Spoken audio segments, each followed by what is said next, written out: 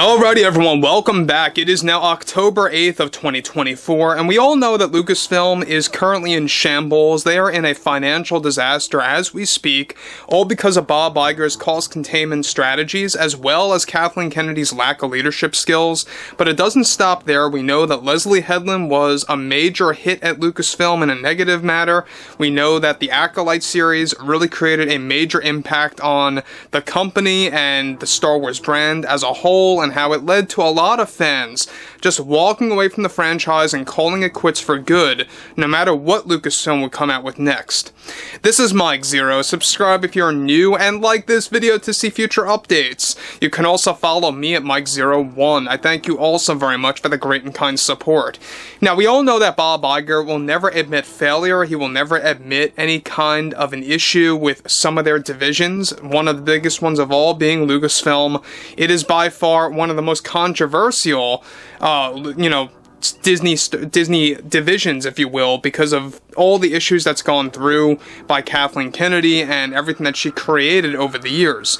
Now, focusing on Leslye Headland, alright, she is the showrunner and director of the Acolyte series. She is the very person and individual that created a lot of issues for Lucasfilm in 2024 and how it's creating a domino effect for 2025 and beyond. In fact, it's the very reason, by the way, why the Rey Skywalker movie is now on hold, why the Taika Waititi Star Wars movie is in jeopardy, and how also the Jedi Prime Star Wars film by James Mangold is really in a limbo mode as we speak. The only movie moving forward is The Mandalorian and Grogu. Anything else is pretty much on a deep pause.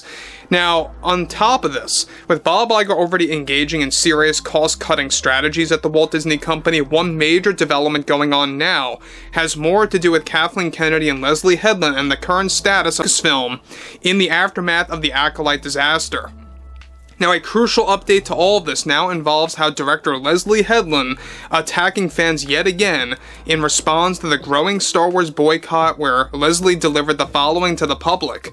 Now, Kathleen gave me this opportunity and I owned it with the Acolyte. Look, I'm a damn grown woman who grew up with the expanded universe, and it was important for me to tell a story that was loosely based on those books while also focusing on diversity, equity, and inclusion. But the sheer will coming from these toxic fans to avoid Star Wars just because we represent diversity and all the like is the most childish behavior I have ever seen. And look, I will openly admit I was actively involved in multiple conversations with Kathy that are now no longer happening, and I am unwilling to really go into details about that, but the fact that we have a loud, small margin of Star Wars fans really going on this parade to convince others to shy away from this franchise is also absolutely gut-wrenching to me as a creator and as a director that really gave this project my all. I had the liberty to really taking full inspiration from The Last Jedi and how we could create a new spin on a bold and direct Star Wars series that also carries the essence of representation in live action and addressing the constant issues with sexism in this world. This was something I and Kathy agreed on, and we made it happen fully. More often than not, Star Wars fans, I think, are the most difficult to please. They really are, because if you do one thing wrong, it turns into this point the finger game at the creators, and it's immature, to be quite honest. We saw fans running away after The Last Jedi, and I think it's just the same number of fans doing the same with our show. But I really tried to not lose much sleep over it, since it's just coming from the same old loud minority shouting out into a void. Now guys, let me just say one thing about Leslye. It's the same exact fans, right, that are actually a majority, not a minority. This is the one thing that they always try to really kind of put into their narrative, that it's a small margin, quote unquote, of Star Wars fans that led to the Acolyte cancellation. No, it is the majority of fans. The majority of fans really did not like the Acolyte series. I know a lot of casual fans out there. I also know a lot of hardcore fans out there. All of them universally reject the Acolyte series. Even non-Star Wars fans, alright, that I know that actually gave the show a chance just out of curiosity, even they rejected it from episode 1 or 2. They couldn't last. And that is very revealing, and we see that worldwide of how terrible this show really was, because of the lack of writing skills that went into this thing, the lack of directing, and let's not forget how terribly produced this show truly was. Not only that, but we also know that the marketing wasn't really well received behind the scenes. There were a lot of back and forth scenarios happening between the executives and the Lucasfilm story group, but I digress. This is where things begin to unravel further. She goes on to continue. There is a such thing as a strong, silent majority that love the Acolyte, that are just afraid to speak their mind. I ask everyone to please give the Acolyte a chance if you have not seen it. So she's starting to beg people now.